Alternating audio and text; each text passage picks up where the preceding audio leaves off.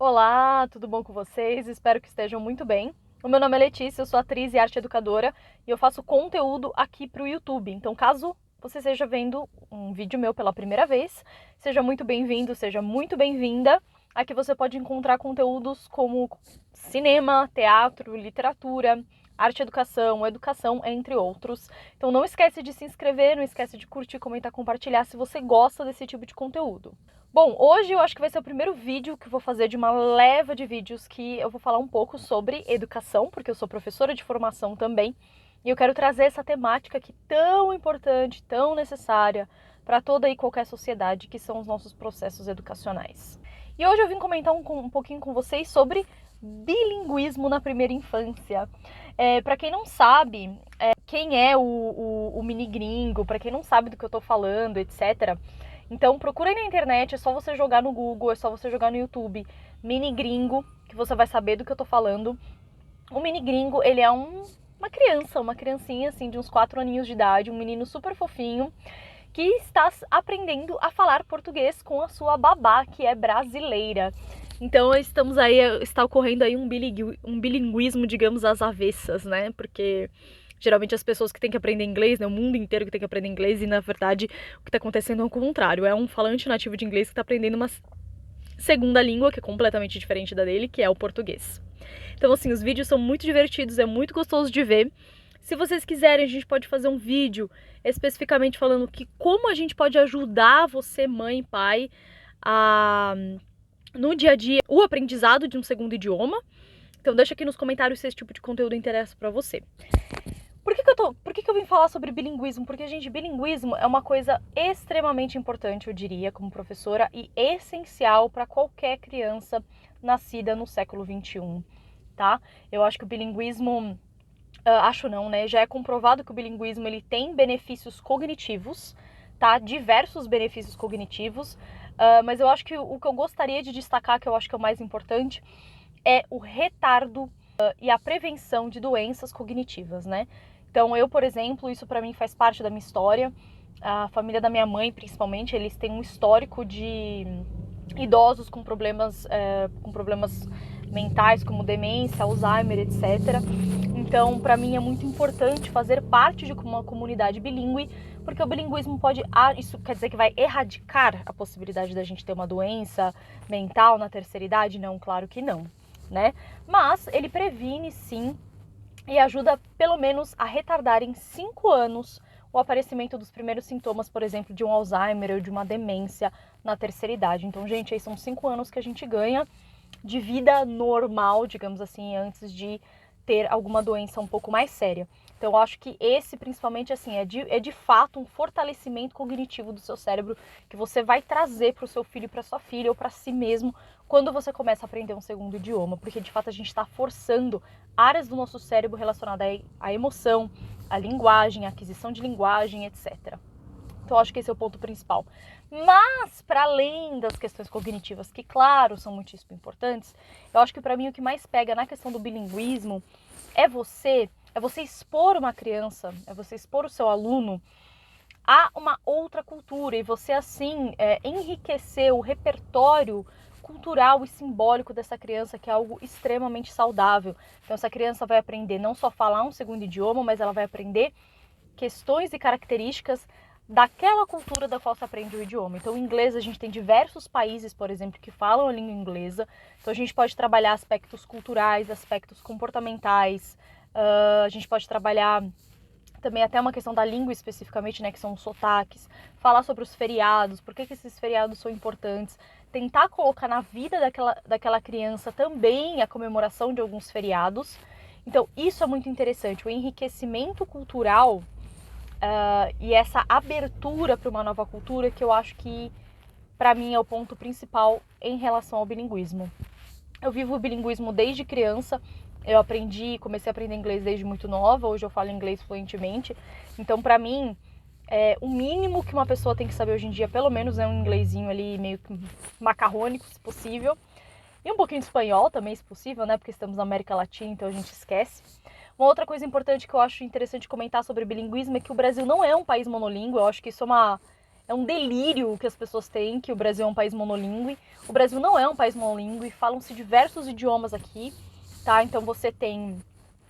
porque as pessoas esquecem, né, dos nativos. Assim, você tem todos os idiomas indígenas, tá? Então você tem todas essas línguas indígenas aí percorrendo territórios do Brasil, mas você também tem comunidades de pessoas que têm descendência de imigração europeia que também preservam o seu idioma, enfim, dos seus ancestrais, né, que vieram ali da Europa. Então você tem comunidades no sul do Brasil, ou acredito que também em São Paulo, em arredores de São Paulo, que você tem comunidades que as pessoas falam italiano, que as pessoas falam alemão, que as pessoas falam, enfim, outros idiomas, polonês, enfim.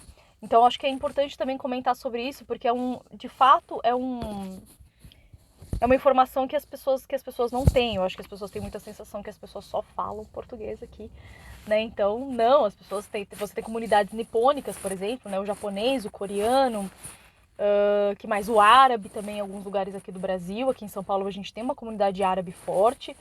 Então, assim, o Brasil não é monolíngue, as pessoas não falam só português, tá? Então eu acho importante ressaltar isso também, que o Brasil há no Brasil essa pluralidade. Claro, o português é a língua oficial, né? É a língua das instituições, é a língua que se aprende na escola, que se estuda na escola. Mas eu acho bom ressaltar que existem também outros idiomas aqui percorrendo o nosso território. Sejam idiomas que foram trazidos por comunidades de outros lugares, principalmente comunidades europeias e asiáticas, e também pelos próprios as línguas que já existiam aqui antes da chegada dos portugueses, que são as próprias línguas indígenas. Então é isso. Gente, bilinguismo só pode trazer benefícios, tá? Eu sei que uma educação bilíngue ainda é caríssimo, né? As escolas bilíngues, ele é um fenômeno agora dos últimos 10, 15 anos da educação brasileira, principalmente educação privada. São escolas caríssimas, assim, de 3, 4 mil reais, sabe? Às vezes mais caro que uma faculdade, né? Mas eu acho que se você puder e você tiver condições financeiras de incentivar o bilinguismo no seu filho, com certeza você só vai ter benefícios cognitivos, emocionais, culturais, porque o seu filho ele vai estar vivendo uma outra cultura através daquilo que é, acho que o mais vivo de toda e qualquer cultura, que eu acho que é o próprio idioma.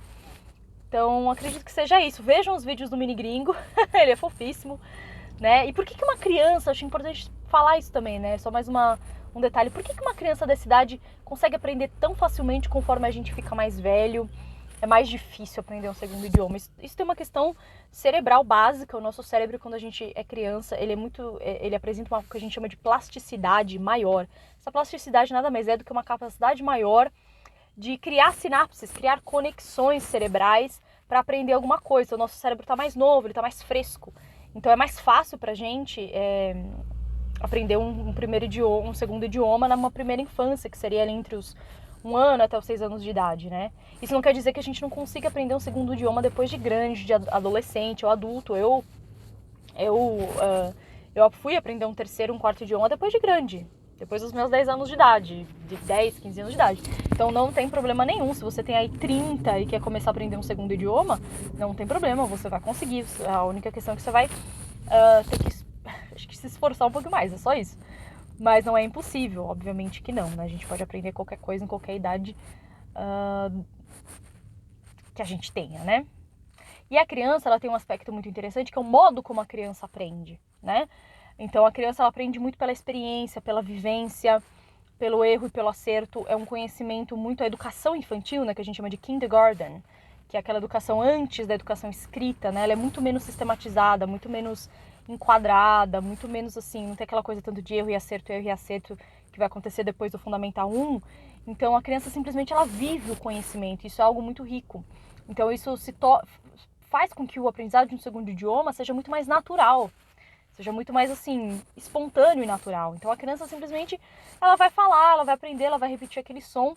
E é sempre muito fofo ver uma criança falando um segundo idioma. Eu não sei vocês, gente, é que eu convivo com isso há muitos anos, eu trabalho com bilinguismo aí já tem uns 4, 5 anos já. Então eu vejo de perto muitas crianças falando, principalmente inglês, né? Mas assim, já convivi com crianças de filhos estrangeiros, assim, falando espanhol, falando outros idiomas, assim, a coisa mais fofa.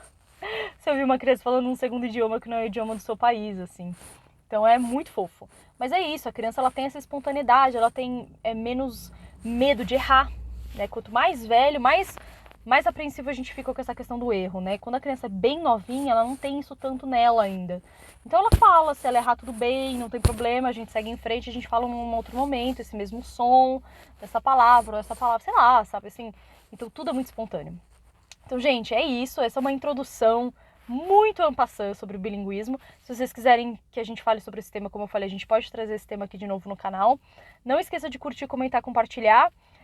Se inscreva, vou deixar aqui também meu Pix caso você queira ajudar, mas a princípio é muito importante que você se inscreva no canal pra gente fazer essa comunidade de amantes de arte, amantes de teatro, cinema e educação cresça, que a gente possa falar sobre esses assuntos aqui nas redes sociais, aqui no YouTube, etc.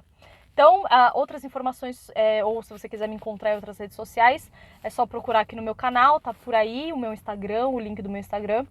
E é isso, a gente se vê. Um beijo, até mais. Assistam os vídeos do Mini Gringo, ele é muito fofo, tá? Isso não é uma publi também.